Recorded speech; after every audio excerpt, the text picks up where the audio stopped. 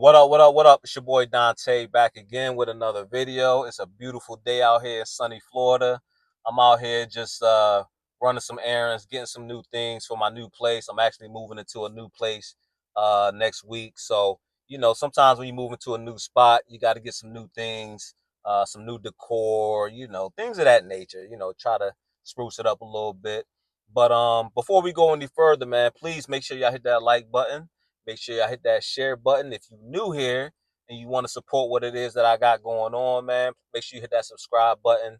Again, I'm up to 500 subscribers right now, which is a very small feat in some people's eyes, but to me, it's all good. That means 500 people relate to what I put out here and relate to the content and appreciate what it is that I do.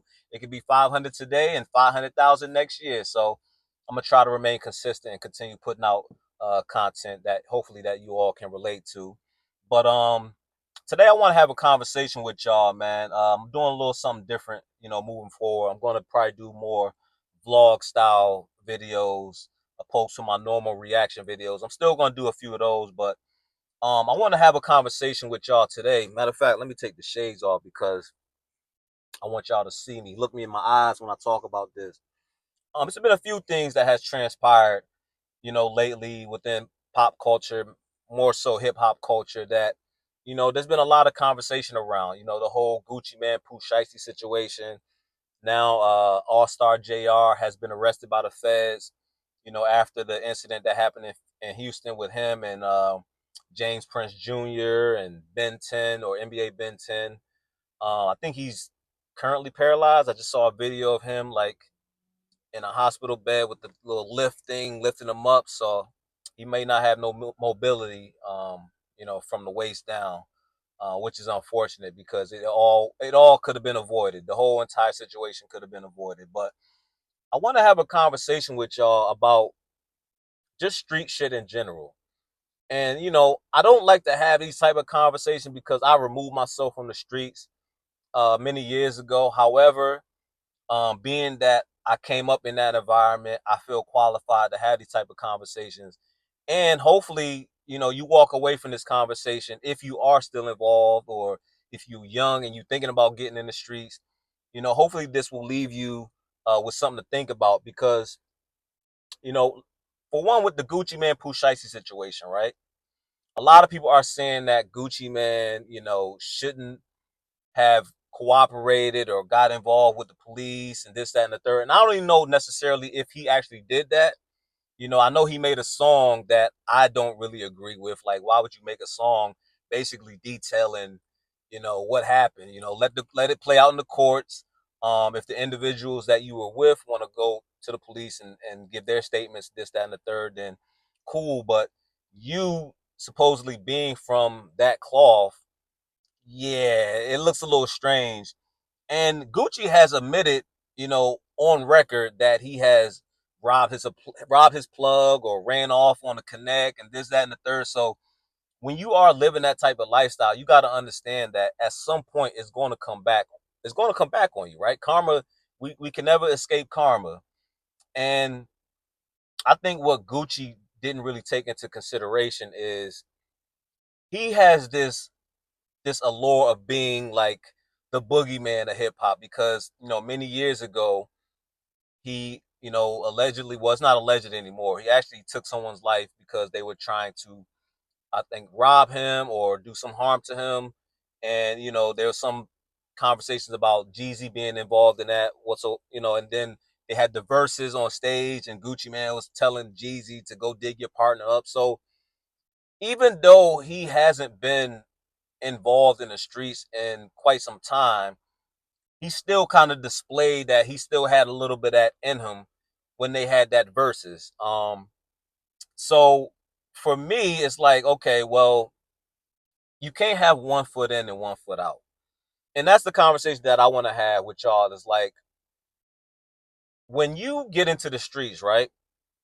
This is how it starts. You start off as someone who's just trying to find your way, who's trying to make your way in the streets, right? You do certain things to kind of try to get your name ringing in the streets, to have let people know you have a reputation of inflicting harm on someone, if need be. And my generation, it was different. We only inflicted harm on people. We was playing defense. You know what I'm saying? We didn't go out here unprovokingly just putting the beats on people or, pulling out hammers on people and things of that nature. It was always, a retaliation to something somebody tried to do to us. Or, we was out at the club and somebody, kind of got it twisted and tried to, you know, swing off on one of my boys. So that's just what it was. But nowadays it's like, and again, back to Gucci and Pusha, I don't think Gucci took into consideration that this is a different generation. Like the morals and principles that we live by, you just didn't do certain things. You know what I'm saying? But oh, let me before I forget my thought. So back to what I was saying. This is how it go in the streets, right? You start off trying to gain your reputation, so you do certain things to let people know that you ain't the one to be played with, right? And then you decide, like, you know what? Okay, I've done enough of that. It done got me arrested a few times. I done did a few bids. I'm gonna do things a different way and let the younger generation under me handle whatever needs to be handled, right? And you know, at some point, you are the person that they still respect because they know you've done certain things, you've put work in, as they say, put work in. So, you know, there has been times, even for myself, where I've kind of had to be like a mediator in certain situations where the young boys is getting into some stuff. Like I'll make a phone call because I would know some of them from when they were like in elementary school. You know what I'm saying? Now they teenagers out here thugging, young and thugging. And I would make the phone call and get in between situations before it got to a point where of no return. And they, because they respect me, they were like, you know what? All right, we're gonna chill, you know what I'm saying? We're gonna fall back.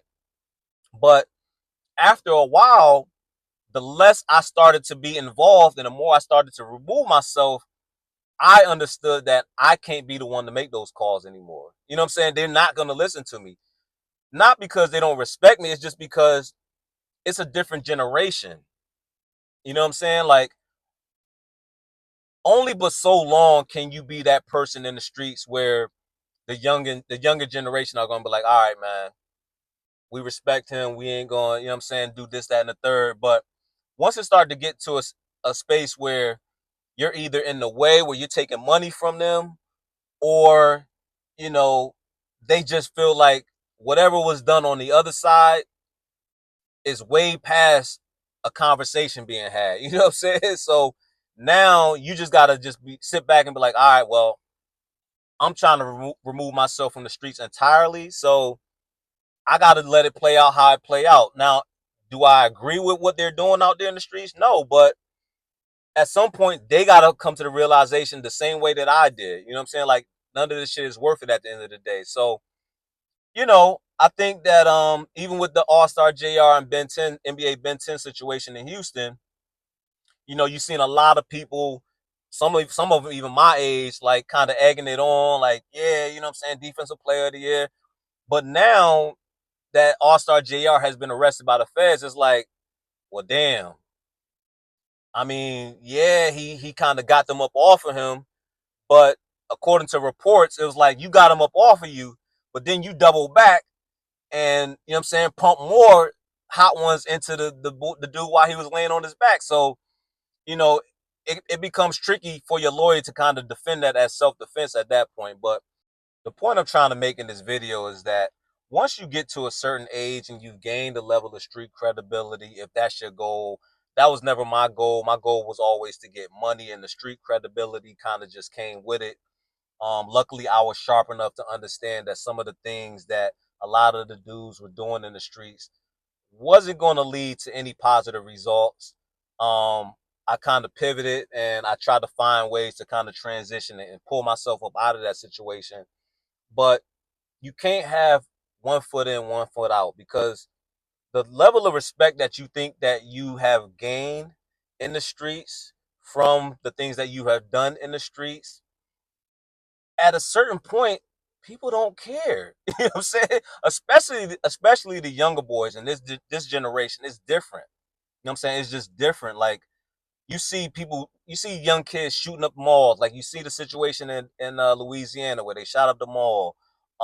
Atlanta at Piedmont Park not too long ago, they just shot up the park. A few people got shot. So it's broad day type of things going on. Like there's no like morals and principle. There's no like, all right, I see you here, but because we in this setting, I'm not gonna do any harm to you. No, it's on site.